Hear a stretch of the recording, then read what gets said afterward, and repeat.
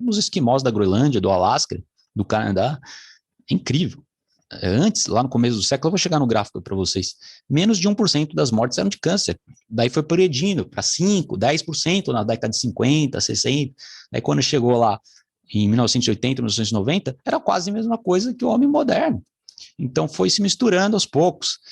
Né? E também temos resquícios fósseis, múmias, né? Esses aí não são particularmente esclarecedores, mas temos exemplos aí de várias sociedades aí, neolíticas, onde o câncer era presente já. Então o câncer já se tornou presente a partir do advento da agricultura, quando o ser humano parou de caminhar horas e horas por dia e começou a trabalhar na roça, ao invés de trabalhar caçando, e a dieta mudou para um padrão mais baixo em carboidrato, de um padrão mais baixo em carboidrato para um padrão mais alto em carboidrato.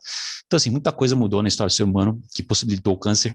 Vários elementos, toxinas da dieta, glúten mais adiante, enfim, várias coisas que não tinha nas sociedades aborígenas indígenas, como os nativos americanos, canadenses do início do século XX, que foram amplamente estudados, americanos, enfim, mexicanos, índios brasileiros da Amazônia. Então vamos aqui ao gráfico, sem mais delongas. O gráfico, vou mostrar a imagem para você no gráfico, dá uma olhada aqui, pessoal. Então esse gráfico é o gráfico de aumento da incidência de câncer em nativos canadenses, das tribos canadenses. Então você vê lá no começo, em 1972, mais ou menos 10% da população tinha câncer. Eles já estavam se misturando já, né? Porque esse gráfico aí, na verdade, ele remete lá ao século anterior, ao século XIX. Então, no século XIX, praticamente menos de 1% de câncer, né, constatado pelos estudos com esquimós, e nesse grupo específico, a partir da década de 72, se manteve um pouco estável, porque já tinha uma certa mistura, mas não de uma hora para outra, não foi tão súbito, foi mais gradual. A partir do final da década de 70, eles passaram a morar nas cidades, daí a coisa pegou fogo mesmo. Daí subiu que nem um foguete, o câncer, pode ver aí que chegou a 30% da população. Isso aí é o que vale aos padrões modernos, é o que vale ao que a gente morre agora no Brasil, nos Estados Unidos, países modernos, ocidentais, desenvolvidos. E eu tenho outro gráfico para mostrar para vocês, pessoal. Mais as taxas de câncer dessa população aí, canadense, Ojibawá, esquimós. Então, nesse caso do Canadá, realmente, seu pool genético não mudou nada, né? Apenas o que mudou foi a dieta. Então, incidência de câncer aumentou muito. E olha que interessante, tabagismo caiu. Então, esse é o padrão muito comum. Tabagismo caiu. O que a gente vê aqui no Brasil, nos Estados Unidos? Antigamente, 40%, 50% das pessoas fumavam. Era moda fumar. Agora saiu da moda. 18% da população fuma, mais ou menos. E o que aconteceu com os níveis de câncer no Brasil e nos Estados Unidos? Subiram. Antigamente, 10% da população morria, em meados do século XXI. Do século XX, aliás. 10% da população morria de câncer. Agora é 1/3. E a tendência é subir para 50%.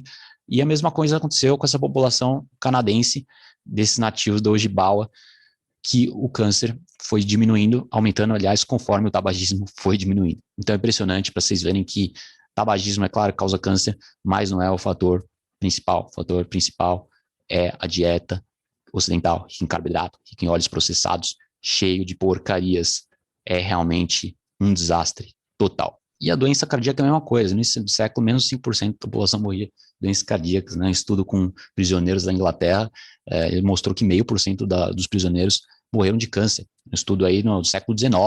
Você vê as populações, estou falando de câncer agora, mas doenças cardíacas, se pegar as estatísticas do governo, começo do século, era bem menos de 5% da população que morria de doenças cardíacas. Né? Eles morriam de doenças infecciosas, enfim, era outro padrão.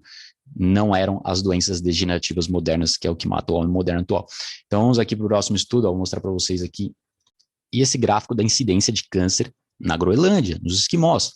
Então, vocês podem notar que no começo, aqui na década de 50, o padrão era 20 pessoas para cada 100 mil habitantes. 20 mil pessoas morrendo a cada 100 mil habitantes.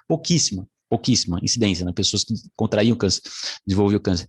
Daí, com o passar do tempo das décadas, foi se tornando muito mais preponderante, né? Foi uma curva contínua aí, uma linha contínua que chegou a 90 pessoas para cada 100 mil habitantes. Então, aumentou aí em 5 vezes ao longo das décadas. O padrão de câncer era muito diferente. Essa linha de baixo aí são tipos de cânceres tradicionais, e a linha de cima são os cânceres modernos.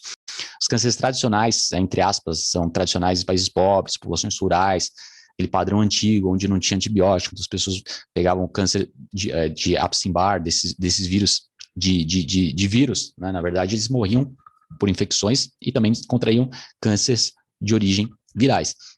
Como eu falei no começo, em torno de 19% estimado por alguns estudos.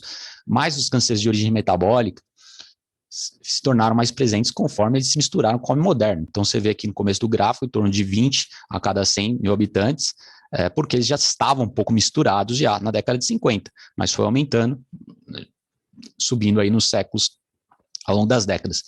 Mas também, como eu falei, antes disso, antes de 1950, era muito mais baixo que isso. Mas como os grandes exploradores observaram, o começo que eles observaram, né, os cânceres que foram primeiramente observados nessas populações eram cânceres de origem viral, em uma porcentagem muito mais baixa. Mas isso porque se misturaram com o homem moderno, não é um padrão tradicional em si. Então é isso, pessoal.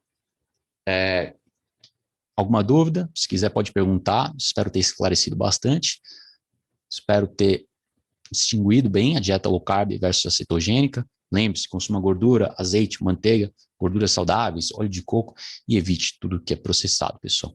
Assim você vai aumentar muito sua saúde e sua expectativa de vida. Vamos lá, abraço.